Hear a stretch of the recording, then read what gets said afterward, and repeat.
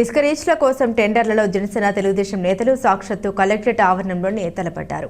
ఇటీవల పులివెందులకు సంబంధించిన ఓ నేత జిల్లాలో ప్రతి చోట తనదైన దూకుడు ప్రదర్శిస్తూ అక్రమార్జనకు తెగబడుతున్నారు.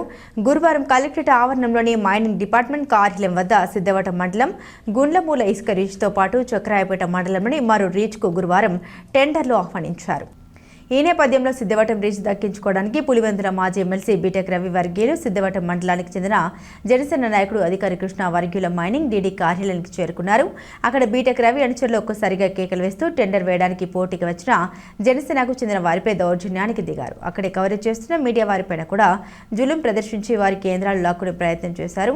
జనసేన కార్యకర్తలను ఇసుకకు వారికి టెండర్లు వేయకుండా పదే పదే అడ్డుకుంటూ మాజీ ఎమ్మెల్సీ బీటెక్ అనుచరులు నానా బీభత్సం సృష్టించారు. సిద్ధవటం అధికారి కృష్ణ వర్గీయులు మరియు పులివెందుల బీటెక్ రవి వర్గీయుల మధ్య చాలాసేపు తోపులాట జరిగింది. స్థానికంగా ఉన్న తమకే ఇసుక టెండర్లు దక్కాలని అధికారి కృష్ణ వర్గం పట్టుపట్టింది. లేదు తమకే కావాలంటూ బీటెక్ రవి వర్గం పట్టుబట్టింది.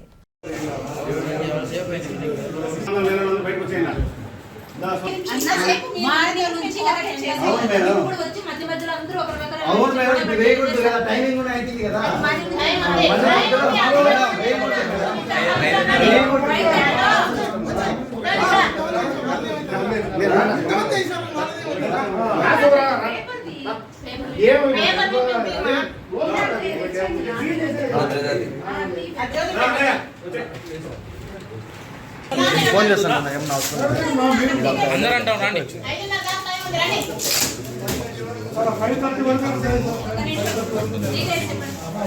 5:30 వరకు ఉందండి టైం.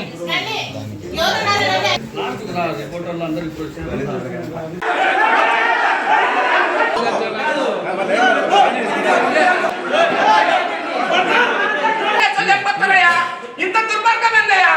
ఇదేనా న్యాయము?